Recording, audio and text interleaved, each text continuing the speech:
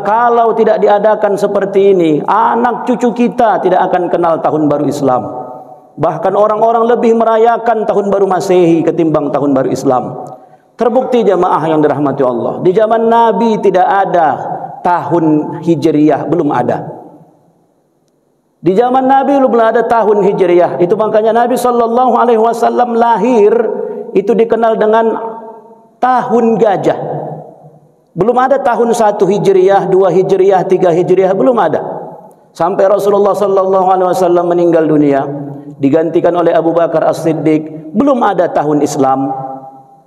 Setelah Amirul Mukminin Umar ibn al-Khattab menjadi pemimpin, kekuasaan Islam semakin luas, birokrasi semakin padat, surat-surat yang dikirimkan ke kerajaan-kerajaan yang di luar Islam ada tanggalnya, ada bulannya, tapi tidak ada tahunnya. Maka Amirul Mukminin Umar bin Al-Khattab mengumpulkan para sahabat, kemudian meminta pendapat para sahabat, kita harus punya tahun Islam. Kapan kita mulai tahun Islam itu? Ada sahabat yang mengatakan kita mulai sejak lahirnya Nabi Muhammad SAW. Ada yang memberikan pendapat kita mulai sejak Nabi diangkat menjadi Rasul. Ada yang menganjurkan sejak meninggalnya Nabi SAW. Tapi akhirnya para sahabat bersepakat untuk memulai tahun Islam itu sejak mulai hijrahnya Nabi SAW dari Makkah ke Madinah. Bid'ah tidak ada di zaman Nabi, tapi dibuat oleh Umar bin Al-Khattab. Tujuannya baik. Dan kenapa Umar bin Al-Khattab memilih hijrahnya Nabi sebagai awal daripada tahun Islam? Tidak lain dan tidak bukan jamaah yang dirahmati Allah Subhanahu wa taala, agar kita setiap tahun mengenang, agar kita setiap tahun mengingat bahwa ada sebuah peristiwa besar yang dilakukan oleh Rasulullah sallallahu alaihi wasallam dan para sahabat. Peristiwa itu tidak lain adalah hijrah. Hijrah dari Makkah ke Madinah. Dan itu bukan pekerjaan yang mudah, saudaraku yang dirahmati Allah. Bayangkan selama 13 tahun Rasulullah sallallahu alaihi wasallam berdakwah di kota Makkah, yang dihadapi ujian keimanan yang sangat luar biasa. Kita ingat betul guru-guru kita dulu menceritakan bagaimana Bilal bin Rabah, seorang budak hitam yang kemudian memeluk agama Islam, yang kemudian akhirnya disiksa oleh tuannya, ditelentangkan tanpa baju di atas padang pasir yang panas, ditimpa perutnya dengan batu yang besar, hanya demi supaya Bilal keluar dari Islam dan kembali ke agamanya yang lama. Bagaimana Ammar bin Yasir radhiyallahu anhu ketika disiksa oleh orang-orang kafir Quraisy, yang sampai ayah dan ibunya adalah menjadi orang-orang yang syahid pertama dalam sejarah Islam.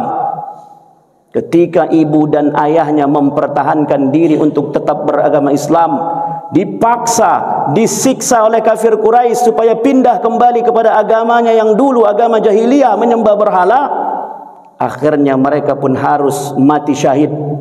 Ayah dan emak Ammar bin Yasir kemudian tangannya diikat, ditarik dari sebelah tangan oleh kuda, diikat kakinya, kemudian ditarik dari sebelah kakinya, terputus badannya di tengah-tengah.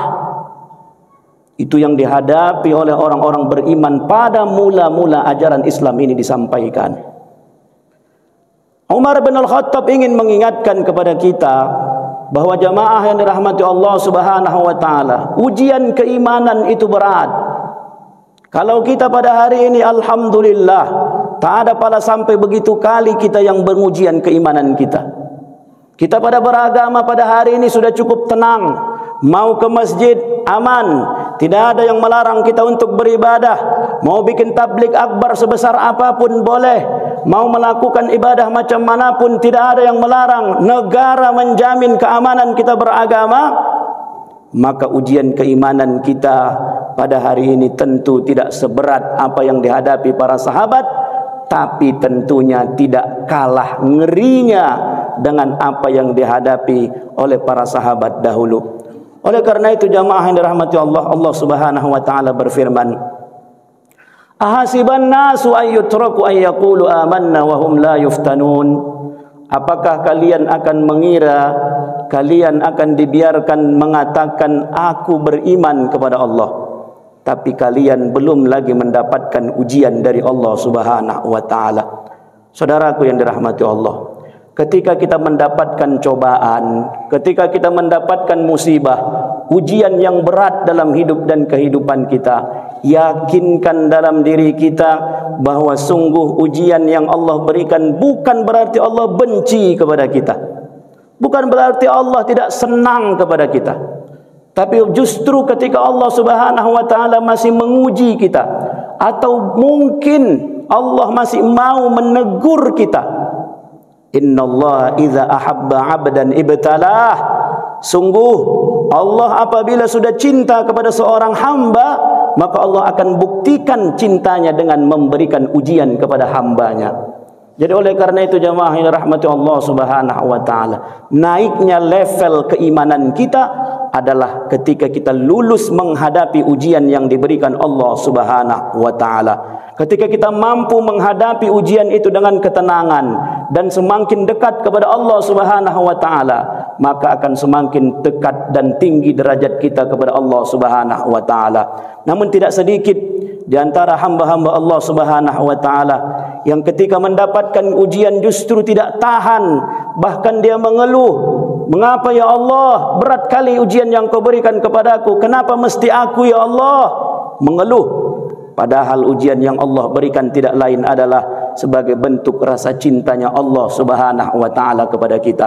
Maka oleh karena itu jemaah yang dirahmati Allah, ujian keimanan menjadi sebab mengapa Rasulullah sallallahu alaihi wasallam kemudian hijrah dari Makkah ke Madinah demi mempertahankan iman.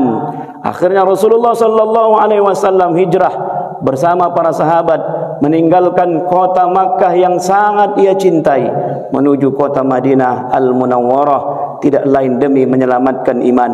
Para sahabat Rasulullah sallallahu alaihi wasallam, ada yang meninggalkan keluarganya di Makkah, ada yang meninggalkan hartanya, ada yang meninggalkan bisnisnya yang sudah besar di kota Makkah. Semua mereka tinggalkan demi menyelamatkan iman. Tidak ada yang mereka bawa. Tanah tinggal, dagang tinggal, rumah tinggal, keluarga kalau tidak beriman semua ditinggalkan demi hijrah memenuhi perintah Allah Subhanahu wa taala. Ibrahnya jamaah yang dirahmati Allah, pada hari ini ketika ada yang mungkin di antara kita yang masih bergelut dengan sesuatu yang syubhat, apalagi yang haram, maka kecintaan kita kepada yang mungkin sedang kita geluti, apakah itu yang syubhat atau mungkin yang haram, sudah saatnya kita hijrah. Wa may yuhajir fi sabilillah yajid fil ardi muraghaman katsiran wa sa'ah. Siapa yang hijrah, kata Allah Subhanahu wa taala, niscaya dia akan mendapati bumi Allah ini sangat luas dan Allah akan memberikan rezeki yang sangat melimpah kepada dirinya bagi orang-orang yang mau hijrah. Hijrah tidak selamanya harus hijrah tempat, tetapi hijrah pada konteks kita pada hari ini adalah hijrah dari perbuatan yang kurang baik menuju perbuatan yang lebih baik. Hijrah dari perbuatan kita yang selama ini mungkin sudah baik menuju perbuatan yang lebih baik yang dicintai oleh Allah Subhanahu wa taala. Saudaraku jamaah Jumat yang dirahmati Allah, semoga semangat momentum tahun baru Islam 1445 Hijriah ini menjadi semangat baru bagi kita untuk kehidupan yang baru, untuk semangat baru dalam beribadah, untuk semangat baru dalam mencari nafkah untuk keluarga, untuk semangat baru mencari ridhonya Allah Subhanahu wa taala. Dan semoga Allah berikan kita kekuatan hidayah dan inayah untuk benar-benar mampu hijrah dari yang tidak baik kepada yang lebih baik. Barakallahu li wa lakum fil Qur'anil azim wa nafa'ani wa iyyakum bima fihi minal ayati wadh-dhikril hakim. Aqulu qawli hadha wa astaghfirullaha li wa lakum wa lisairil muslimina wal muslimat fastaghfiruhu innahu huwal ghafurur rahim.